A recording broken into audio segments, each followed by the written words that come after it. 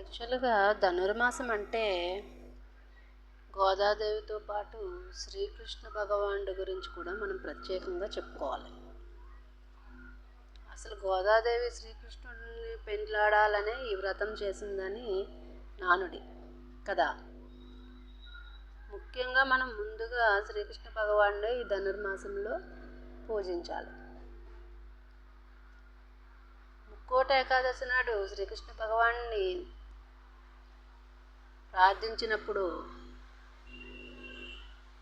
ప్రార్థించే విధానం ఎలా ఉండాలంటే, పూజ చేయొచ్చు, లేదా ఆయన లీలల్ని చదవచ్చు, లేదా ఆయన చిన్న చిన్న పుస్తకాలని పారాయణ చేయొచ్చు.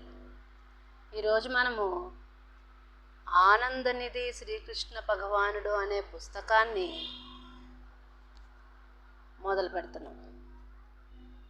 శ్రీకృష్ణుడు అనే శబ్దమే దివ్యమైనది. శ్రీకృష్ణుడు అంటే సర్వోన్నతమైన ఆనందం. మనలో ప్రతి ఒక్కడు, ప్రతి జీవుడు ఆనందాన్ని అన్వేషిస్తాడు. కానీ ఆనందాన్ని పరిపూర్ణంగా ఏ విధంగా పొందాలో మనకు తెలియదు. లౌకిక జీవన భావనతో మనము ఆనందాన్ని పొందాలనే కోరికను తీర్చుకోవడంలో అడుగడుగునా భంగపడుతూనే ఉంటాం.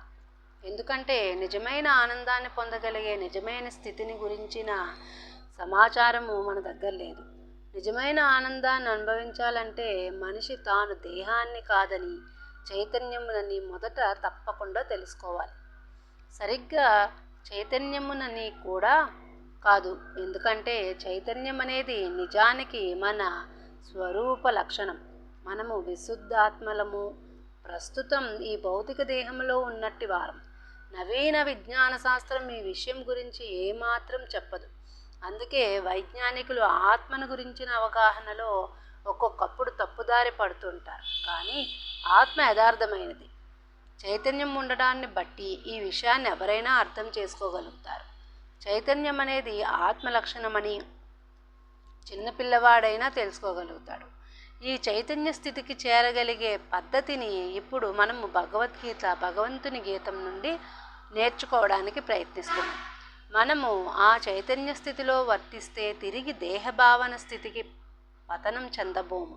అదే స్థితిలో మనము కొనసాగితే విశుద్ధ చైతన్యములో పనిచేయగలుగుతాము. అప్పుడు దేహం నశించిన తరువాత మనం భౌతిక కల్మషానికి దూరమవుతాం.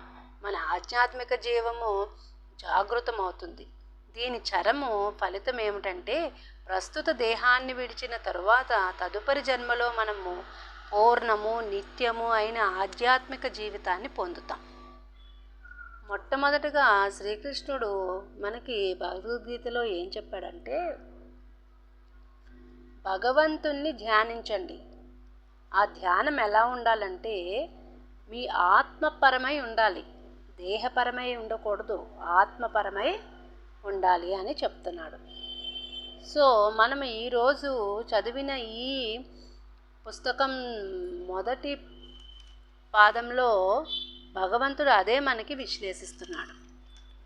శ్రీకృష్ణుడు ఏమని చెప్తున్నాడంటే, ఆత్మపరమైన జ్ఞానాన్ని పొందడానికి కృషి చేయండి. ఈ ధనుర్మాస వ్రతము మనకి ముందుగా అదే ఘోషిస్తుంది అని శ్రీకృష్ణ భగవానుడు తన మాటల్లో చెప్పాడు. హరే శ్రీకృష్ణ.